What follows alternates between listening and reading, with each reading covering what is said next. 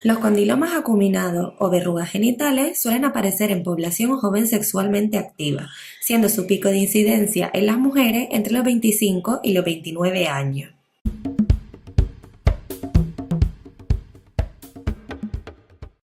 Mi nombre es Belinda Roque Quintana y soy dermatóloga en el Hospital Dr. José Molina Orosa de Lanzarote. En este vídeo hablaremos de los condilomas acuminados o verrugas genitales, que son una de las enfermedades de transmisión sexual más frecuentes. Cuando hablamos del virus del papiloma humano, en realidad nos referimos a un subgrupo formado por más de 150 virus que pueden infectar a la piel o a las mucosas dependiendo del genotipo específico. Cuando hablamos de infecciones en la piel producidas por el virus del papiloma humano, nos referimos a ellos como verrugas pulgares o papiloma. No obstante, cuando afectan a las diferentes mucosas, en concreto al área anogenital, nos referimos a ellos como condilomas acuminados o verrugas genitales. Así como los primeros, los que infectan a la piel, se considera que se transmiten por contacto directo piel con piel o por el contacto con fómite. En el caso de las infecciones en la región anogenital, se considera que ocurren por transmisión sexual. Hay determinados subtipos del papiloma que presentan un alto riesgo o un alto potencial de poder malignizar y desembocar en algún tipo de cáncer, como sería el cáncer de ano, de orofaringe, de cérvix o de pene. Estos serían los subtipos 16 y 18, cuyo potencial oncogénico se desarrolla más profundamente en otro vídeo.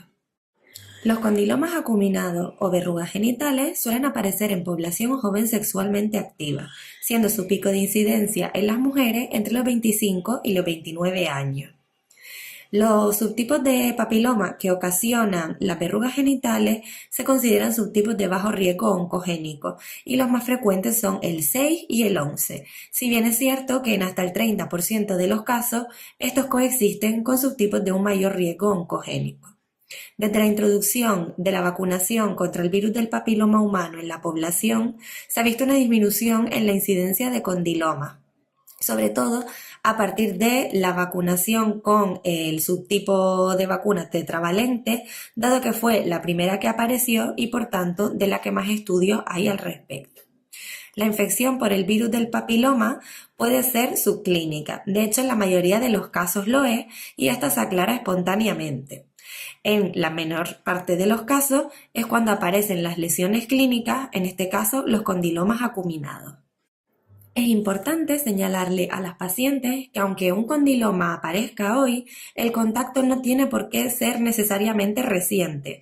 De hecho, lo habitual es que el condiloma aparezca entre 3 semanas y 8 meses tras el contacto sexual de riesgo, siendo lo habitual que aparezca en una media de 2 meses tras este contacto. Muchas veces hay pacientes que son portadores crónicos del virus del papiloma y este no ocasiona lesiones clínicas, es decir, verrugas genitales, hasta que se produce algún estado de inmunosupresión, ya sea real o relativa, como ocurre en el embarazo. Se considera que el modo de adquisición de los condilomas acuminados es mediante contacto sexual, siendo anecdóticos los casos transmitidos por vía vertical, oral o digital. La principal vía de transmisión es mediante el sexo anal o vaginal, desde un paciente portador de estos subtipos del papiloma hacia un paciente que no los tiene. Es importante señalar que el paciente que es portador de estos subtipos del papiloma no tiene por qué presentar lesiones clínicas, pudiendo ser un portador subclínico, es decir, sin lesiones. Los factores de riesgo que se han descrito para padecer condiloma son una edad temprana de inicio en las relaciones sexuales, el contacto con múltiples parejas sexuales, la ausencia de uso del preservativo, los estados de inmunosupresión, ya sean verdadera o relativa, como es el caso de los fumadores, porque se considera que tienen una respuesta alterada al virus papiloma humano. Se ha descrito también como riesgo el tener un bajo nivel cultural, la coexistencia de otras ETS y el contacto sexual con varones no circuncidados. Los condilomas acuminados pueden aparecer en ingle, pubis, genitales externos, región perianal, periné, canal anal, vagina, cervix e incluso dentro de la uretra. no siempre aparecen en la zona que ha tenido contacto con el paciente portador del virus. De hecho, muchas veces aparecen en la región perianal y anal sin que la paciente haya mantenido relaciones con penetración anal por excreción de fluidos vaginales que contienen al virus. Los condilomas son lesiones habitualmente que se presentan como pápulas de una superficie papilomatosa, excrescentes que recuerdan a coliflores. Pueden ser pediculados o tener una base de implantación más ancha. En ocasiones son lesiones algo más aplanadas y también pueden presentarse con algo de queratosis superficial. El color suele ser en las lesiones iniciales de un cierto tono eritematoso o normocoloreado, pasando a ser con el paso del tiempo de un color marrón algo más pardo y cuando están maceradas pueden presentarse de color blanquecino. Lo más normal es que sean asintomáticas, aunque hay pacientes que refieren prurito, que les son molestas con el roce e incluso pueden presentar sangrado. Podemos encontrarnos con una sola lesión o habitualmente con múltiples lesiones, que en ocasiones pueden llegar a confluir, llegando a originar verdaderas masas tumorales. La historia natural habitual es de la aparición inicial de una sola lesión con una progresión en pocas semanas o meses hacia varias lesiones. Dos variantes clínicas de condiloma acuminado, consideradas lesiones intraepiteliales de alto grado o HSIL, serían la papulomatosis bowenoide y la eritroplasia de Queyrat, ambas producidas más frecuentemente por el virus papiloma humano subtipo 16. La papulomatosis bowenoide consiste en varias pápulas o placas de color rojizo o pardo de superficie lisa que se suelen presentar de modo múltiple dispersas en toda la región genital. La eritroplasia de Queyrat se suele presentar como una placa única rojiza, bien delimitada, de superficie aterciopelada en la región genital externa o en zona perianal. El tumor de Buschke-Lowenstein o condiloma acuminado gigante se considera en realidad una neoplasia verrugosa, dado que tiene potencial de invasión local. Este tumor se puede manifestar como grandes masas tumorales que infiltran en profundidad, siendo la cirugía radical su tratamiento curativo, aunque se producen recidivas con mucha frecuencia. El diagnóstico de los condilomas acuminados suele ser clínico, pero podemos tomar una biopsia cuando tengamos dudas diagnósticas o cuando una lesión sea especialmente refractaria al tratamiento, para descartar que no sea una lesión maligna. No es de utilidad el genotipado del virus del papiloma humano, dado que no cambia nuestro manejo clínico. El uso de ácido acético para poner de manifiesto las lesiones subclínicas es una técnica que no está estandarizada, dado que puede provocar falsos positivos. El diagnóstico diferencial de estas lesiones puede presentarse con la queratosis seborreica o el nebus intradérmico cuando tenemos una lesión aislada, o con fibromas, acrocordones y papilomatosis vestibular cuando estos se manifiestan de forma múltiple. En el caso de la queratosis seborreica, podríamos hacer la distinción porque la queratosis seborreica suele ser una lesión menos excrescente y con un tacto untuoso.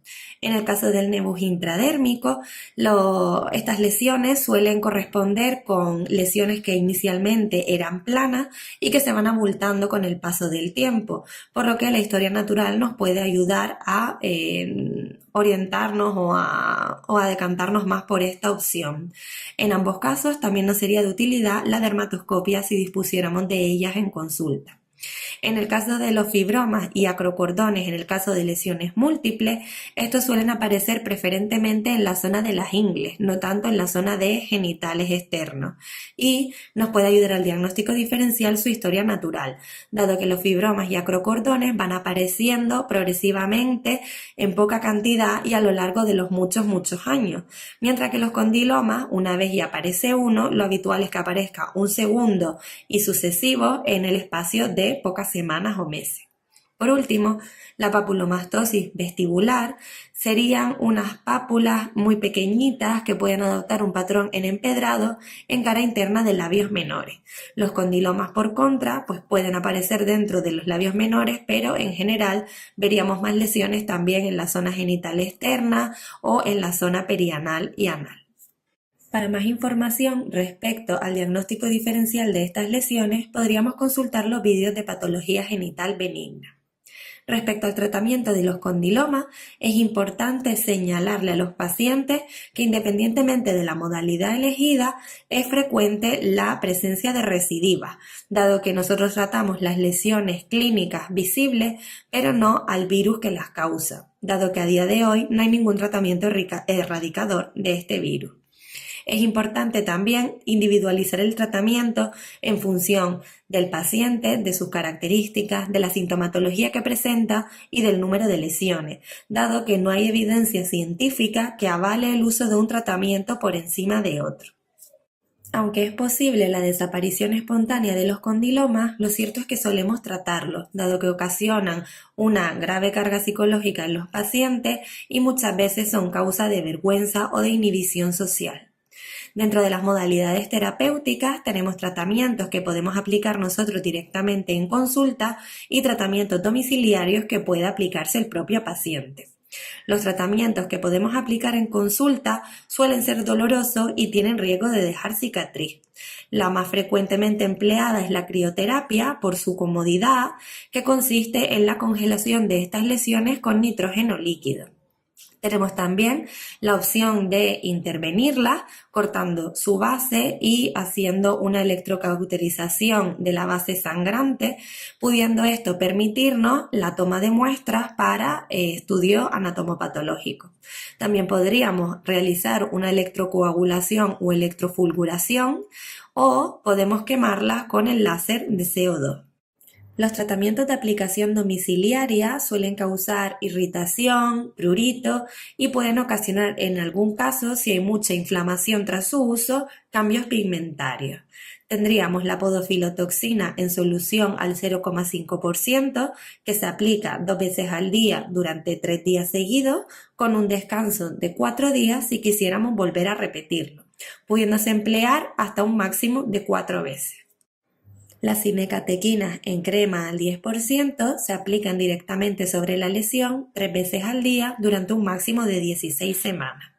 Por último, disponemos del imiquimod al 5% que se emplearía 3 veces en semana directamente sobre la lesión o en toda la zona en la que hayan aparecido previamente lesiones con el fin de minimizar las recidivas durante un máximo de 16 semanas.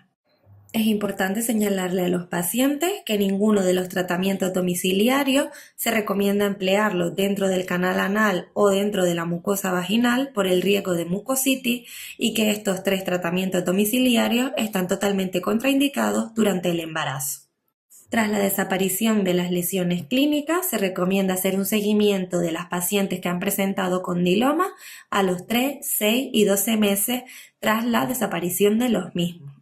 También es importante señalar que la presencia de condilomas acuminados no debería cambiar la frecuencia recomendada de citología. Las medidas preventivas que evitan la transmisión de los condilomas consisten por un lado en el tratamiento de todos los pacientes que presenten lesiones clínicas, dado que al eliminar estas lesiones estaríamos reduciendo la carga viral y por tanto hipotéticamente el riesgo de transmisión. Si bien es cierto que aunque no haya lesiones clínicas, pues también puede producirse este riesgo de diseminación a otros pacientes. El uso del preservativo disminuye el riesgo aunque no lo negativiza, en parte porque el papiloma parece que puede atravesar el condón y también en parte porque se produce contacto piel con piel de zonas no protegidas por el condón como serían las ingles o el pubis.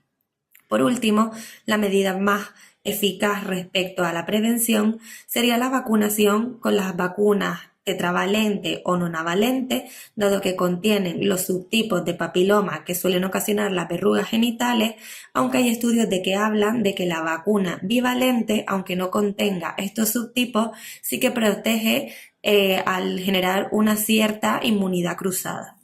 Por último, quería hacer hincapié en el tratamiento de los condilomas acuminados durante el embarazo, dado que al contraindicarse todos los tratamientos domiciliarios consistentes en la aplicación de soluciones o cremas, esto puede ser dificultoso para los médicos, sobre todo porque no es infrecuente ver pacientes que se presentan por primera vez con condilomas durante el embarazo, por este estado de inmunosupresión relativa que se produce. A día de hoy no se recomienda la realización de cesárea para evitar la transmisión al recién nacido, dado que esta transmisión también puede ocurrir ya estando el feto en el útero y también posteriormente a su nacimiento por contacto con la madre. Por lo que no se recomienda esto como medida preventiva, aunque sí que puede emplearse en el caso de pacientes que tengan condilomas muy voluminosos que dificultan el parto vaginal. Si bien es cierto que la transmisión vertical al recién nacido es infrecuente, podemos ver casos de condilomas acuminados en recién nacidos y, aunque la madre presente condiloma, es importante siempre plantearnos si no estamos ante un caso de abuso sexual. En estas pacientes lo que solemos hacer es el tratamiento específico de cada lesión con crioterapia o con cirugía, dado que no se contraindica en ellas la anestesia local. Y esto es todo. Espero que este vídeo os haya sido de utilidad y muchas gracias por vuestra atención.